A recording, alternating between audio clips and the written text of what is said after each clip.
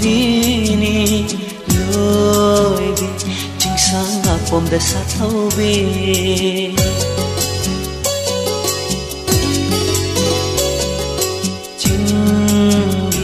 leirang amagi warini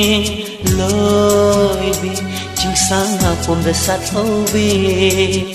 thap le ching yagi lâu tang sang du da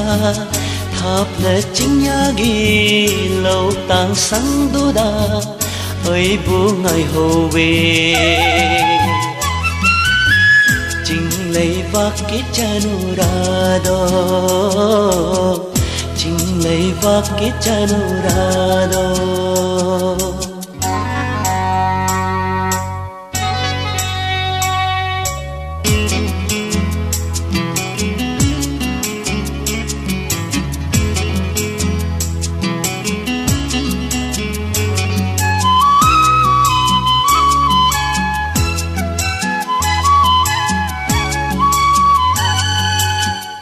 mong phong nơ rồi đã ba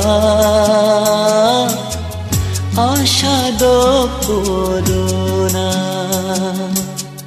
mong phong nơ rồi đã ba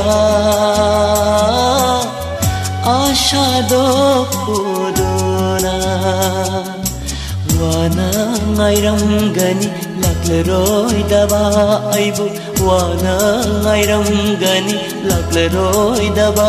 aibu hang le ching mai thak ta ma dom tarak lep tu na hang le ching mai thak ta ma dom tarak lep tu na yeng lam gani chep tha ai gi mai kai yeng du na ai gi mai kai yeng du na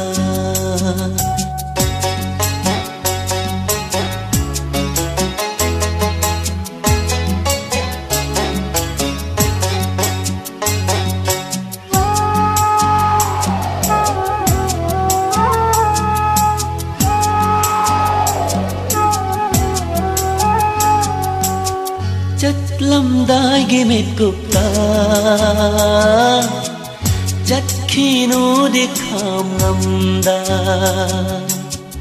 chất lâm đai ghi mệt cục ta chất khi nu đi kham ngâm đa vì rồi na ba mít yeng na ni ngâm đa yeng hô ba vì rồi na ba mít yeng na ni ngâm đa yeng hô ba mít yang poi re lam dri fa ching mai thak ta lep tu na mít yang poi re lam dri fa ching mai thak ta lep tu na vì dai khut cha hai ho ve do vì dai khut cha hai ho ve do vì dai khut cha hai ho ve do ching lei rang amagi warini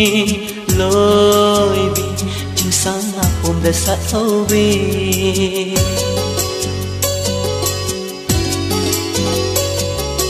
chingi lei rang amagi warini loi bi ching sang a pom da sa thau be thap le ching yagi lâu tang sang du da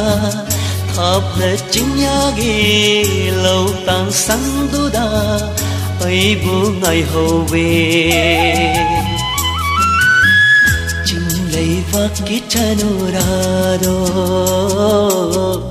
ching lei va ke chanu ra do